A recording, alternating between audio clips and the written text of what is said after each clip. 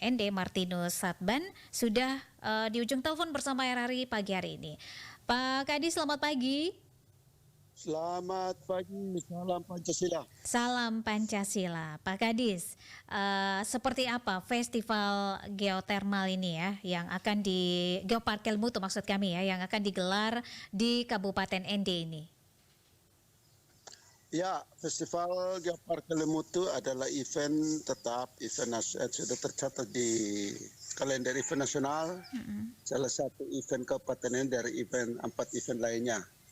Tahun ini sedikit mengambil tema tentang geopark untuk membantu mendorong, mensosialisasikan, mendiseminasi tentang rencana pengembangan Kelimutu untuk terdapat sebagai salah satu geopark nasional yang prosesnya sudah tinggal menunggu tahap final. Nah, festival ini sebagaimana biasa akan terdiri dari 3 side event. Yang pertama akan dibuka dan dimulai dengan Tagak Kamba dan Rakor Tokoh Adat. Pada saat tahun ini, pada saat Rakor Tokoh Adat dan Tagak Kamba ini akan diselip juga pencanangan atau launching hari jadi Kota ND yang jatuh pada tanggal 1 Juni dengan dilakukan upacara adat penandatanganan pada tugu atau monumen perjanjian adat yang namanya Turajaji di wilayah Nanganusa. Setelah itu mengenang launching penetapan kota ND sebagai salah satu kota yang dimulai pada tahun 1600-an. Dan selain itu nanti pada saat Tagakamba juga akan di launching, nanti rencana penyelenggaraan event tahun ini pada puncak Patika Dua Bapu atau Mata itu akan diselenggarakan satu situasi adat orang Endelio yang umumnya akan di launching juga rencana penyelenggaraan Hari Pire Bisagia. Apa itu Bapak? Hari Pire Bisagia itu semacam orang hari sepertinya punya orang Bali, tapi kita di ND itu hari pantang. Untuk orang pada hari penuh kita berhenti bekerja, sekadar rehat, mengikuti acara adat, semua pekerjaan kita tutup untuk waktu-waktu tertentu, jam-jam tertentu, seperti itu. Nanti akan di launching, akan dilakukan pada saat tanggal 14 di Puncak Danau Kelimutu, dan saat itu kita akan selenggarakan dengan cara Bisagia, Pire Bisagia. Jadi ada nuansa di mana semua orang memusatkan perhatiannya ke acara adat, jadi banyak aktivitas kita akan hentikan untuk sesaat untuk mengikuti upacara, walaupun kita tidak di lokasi upacara, tapi walaupun di tempat, tapi semua pusat perhatian kita ke sana gitu. Selain itu nanti akan ada Expo Kelimutu pada tanggal 13 malam. Tanggal Patika dan Tagakamba itu kan diselenggarakan pada 12 dan 13. Tanggal 12 13 biasa tempatnya yang sebagaimana biasa itu di Museum Tenun Ikat. Dengan ada beberapa hal baru seperti saya gambarkan tadi. Ada luncuran atau launching tentang Kota ND yang hari lahir kota ini pada tanggal 1 Juli. Dan juga penetapan Hari Bisagia. Nah, setelah itu nanti tanggal 13 malam ada Malam Expo, Malam Pentas, akan disponsori oleh sponsor utama kita Gudang Garam, Surya Nation, dengan beberapa artis akan ditampilkan di sana selain pameran produk ekraf. Tanggal 14 pagi itu akan diselenggarakan sebagaimana puncak dari seluruh festival itu adalah upacara adat pemberian sesajen kepada arwah leluhur di puncak Danau Kelimutu. Ada beberapa protap yang tahun ini ketat sebagai bagian daripada kita menjual produk budaya kita yang destinasi budaya kita yang memiliki keunikan dan mistikal dari ND itu. Yang pertama, pakaian adat kita wajib itu pakaian adat tenun ikat Endelio.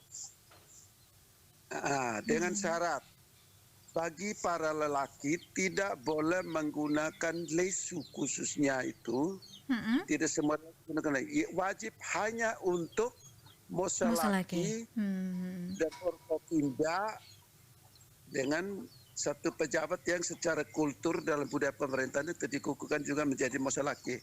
Bupati, wakil bupati, Forkompimda, Sekda. Selain dari itu, tanpa ada mosalaki, selain dari itu tidak boleh menggunakan yang namanya lesu, yang daster di kepala itu. Iya, iya.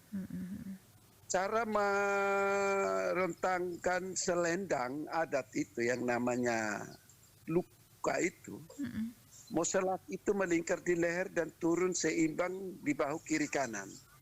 Sedangkan yang lain hanya mengambil salah satu sisi di bahu kiri atau bahu kanan, melambai ke bawah. Itu ada semuanya, itu ada cerita dan ada filosofinya. Sebagai orang yang dia pasti paham itu cerita apa makna dari balik semua itu pakaian adat. Dan di hari tanggal 12, 13, tanggal 12 itu kita pakai warna merah, tanggal 3 atasannya merah, tanggal 13 itu atasannya, tanggal 12 itu putih, atasnya putih, tanggal 13 itu atasannya merah. Begitu. Sedangkan nanti di Kelimutu itu atasannya hitam gelap. Kalau laki menggunakan baju hitam, kita yang lain gelap atau hitam. Itu beberapa hal perubahan kecil tetapi memiliki makna filosofis dan makna bagi orang Riau yang menggunakannya begitu. Oke, jadi ini merupakan event nasional ya yang sudah diselenggarakan tiap tahunnya, event tahunan di Kabupaten Ende ini ya Bapak ya. Dan banyak sekali yang berubah begitu ya. Salah satunya ada Pire Bisagia ini Bapak. Nah, terkait dengan Pire Bisagia ini apakah yang boleh melakukan ini orang-orang atau masyarakat yang ada di pedesaan ataukah seluruh masyarakat Kabupaten Ende diminta untuk berhenti untuk melakukan aktivitas ya, istilahnya pire masal begitu. Apakah seperti itu Pak Kadis? Ya betul, ini Bapak Bupati mengharapkan nanti akan di-launching pada tanggal 12 dan 13 itu.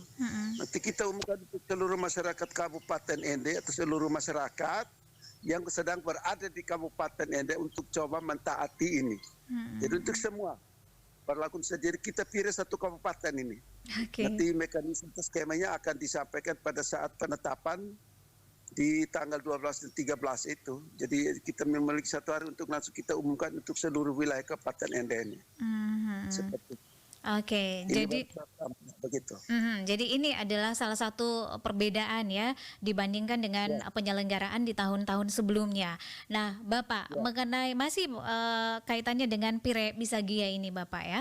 Nah, ini kalau ada yang melanggar atau tidak melakukan Pire Bisagia ini, kira-kira apakah ada hukumannya begitu, hukuman adatnya, Bapak? Ya. Secara legal nanti pemerintah daerah akan tetapkan dalam satu keputusan kecil sebagai pegangan hukum. Tapi secara kultural nanti akan disepakati pada saat rapat rakor adat itu. Kalau lazimnya di Pire yang asli yang benarnya tadi wilayah-wilayah persekutuan itu seperti itu. Tapi karena ini Pire Bisagia satu kabupaten akan disepakati sebelum launching. Nanti ini kan hajatannya sebenarnya ini metode yang dikelola oleh Dinas P&K, PMD, Dinas P&K karena yang menangani itu di atas itu ada Dinas P&K. Tapi karena untuk kepentingan event festival, maka ini akan diterapkan tetapi dengan beberapa pendekatan atau konsep yang akan ditawarkan pada saat rakor adat untuk disepakati seperti itu. Sanksinya apa? Karena yang Pire yang menurut adat istiadat orang dia itu kan ada. Nah kalau menurut tata cara yang ingin diterapkan di pemerintah itu akan disepakati kemudian dituangkan di dalam semacam satu keputusan pemerintah, apakah keputusan bupati atau peraturan bupati akan disampaikan pada saat rakor adat itu. Oke, salah satu kegiatan yang akan digelar itu adalah Kelimutu Expo yang akan diselenggarakan pada malam 13 Agustus begitu Bapak ya 2023. Betul begitu Pak? Betul, 13 Nah, Agustus. bisa digambarkan secara singkat seperti apa ini kegiatannya ini nanti Bapak? Ya, yang pertama lokasinya direncanakan di lapangan Brimob. Terus nanti Surya Nation akan mendatangkan beberapa artis kita itu ada Mukarakat, ada anak-anak Flores yang punya, ada artis-artis Flores itu, ada siapa ini, Gusti Senda dan teman-teman itu. Ada beberapa sanggar lokal yang kita kesiapkan seperti itu. Yang kedua, nanti ada pameran produk. Itu Gudang Garam juga menyediakan ruang seluas-luasnya untuk Bapak Ibu saudara-saudara yang memiliki produk ekraf yang akan dipamerkan di sana. Silakan nanti menghubungi Dinas Pariwisata. Yang berikut nanti ada juga atraksi penyalaan lampion akan disampaikan di sana untuk menggebiarkan malam itu seperti itu. Oke, baik Bapak. Apa harapan nih terkait dengan festival ini yang akan digelar mulai tanggal 13 ya Bapak ya, dan berakhir pada 14? Mulai tanggal 12. 12. Oke, mulai tanggal 12 dengan rentetan acara-acara yang tadi sudah dijelaskan sampai tanggal 14 ini, apa harapan Pak Kadis? Yang pertama, akhir-akhir ini jumlah kunjungan wisata, kalau dari sisi pariwisata, jumlah kunjungan wisatawan kita makin banyak, ini makin meningkat, terutama setelah COVID, tentu setelah kita lakukan beberapa kegiatan promosi. Yang pasti kalau namanya festival itu adalah kita mempromosikan seluruh potensi dan sumber daya pariwisata yang ada di kabupaten kita. Dan kita mengeksplor dan mengeksploitasi semua sumber daya untuk kemudian dikenal yang dapat berdampak ekonomi kepada masyarakat dan kepada pemerintah daerah.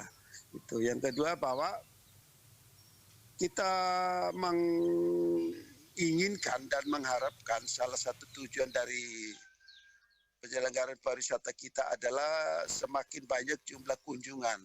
Dan yang kedua, semakin banyak festival, jadi mendorong itu semakin lama tinggal wisatawan di daerah kita tuh, untuk kemudian dapat mengunjungi berbagai destinasi yang ada di kabupaten ini.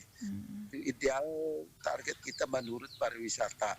Tapi yang paling besar adalah dari itu adalah semakin banyak orang ND di kabupaten ini memiliki perhatian dan anima untuk berusaha dan memiliki kekuatan membangun ekonominya melalui jalur pariwisata itu antara lain, sehingga dapat mendorong pertumbuhan ekonomi, meningkatkan pendapatan negara dan pendapatan daerah.